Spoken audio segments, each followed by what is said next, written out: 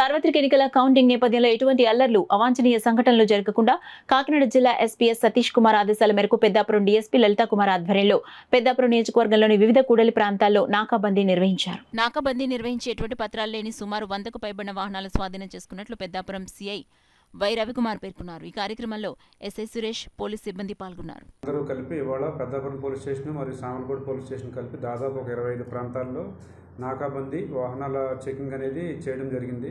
ఇందులో ఎస్పీ గారు ఉత్తర్వుల మేరకు ప్రధానంగా కూడా వెహికల్స్ ఎవరైతే సరైన పత్రాలు లేకుండా వెహికల్స్ నడుపుతారో, అట్లాగే మన మైనర్స్ డ్రైవింగ్ చేస్తారో వీళ్ళందరినీ కూడా దాదాపు సుమారు 100 నుంచి 110 వెహికల్స్ వరకు కూడా పెద్దాపురం పోలీస్ స్టేషన్కి సంబంధించి సీజ్ చేయడం జరిగింది.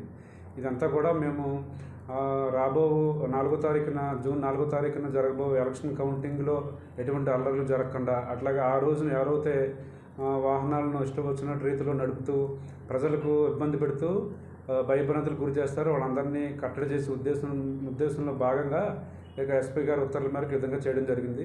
ఎవరైతే వాహనాలు సీజ్ చేశారో వాళ్ళందరికీ కూడా సరైన పత్రాలు చూపిస్తే కనుక వాహనాలు రిలీజ్ చేయడం జరుగుతుంది. అట్లాగే మైనర్ డ్రైవింగ్లో ఏదైనా ఉంటే కనుక వారి తల్లిదండ్రులు గట్టా పిలిపించి వాళ్ళకు కూడా సరైన కౌన్సిలింగ్ ఇచ్చి వాహనాలను కూడా పంపించడం జరుగుతుంది.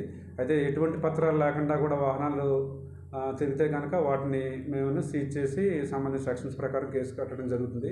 ఇదంతా కూడా 6వ తారీఖు జూన్ 6వ తారీఖు దాకా కూడా ఎలక్షన్ కూడా అమలులో ఉన్న దృష్ట్యా ఎక్కడ కూడా ఎటువంటి అల్లర్లు జరగకుండా, ప్రజలకు ఇబ్బంది కలగకుండా ఉండే ఉద్దేశం మేరకు ఉన్నతాధికారుల ఉత్తర్వుల మేరకు చేయడం అనేది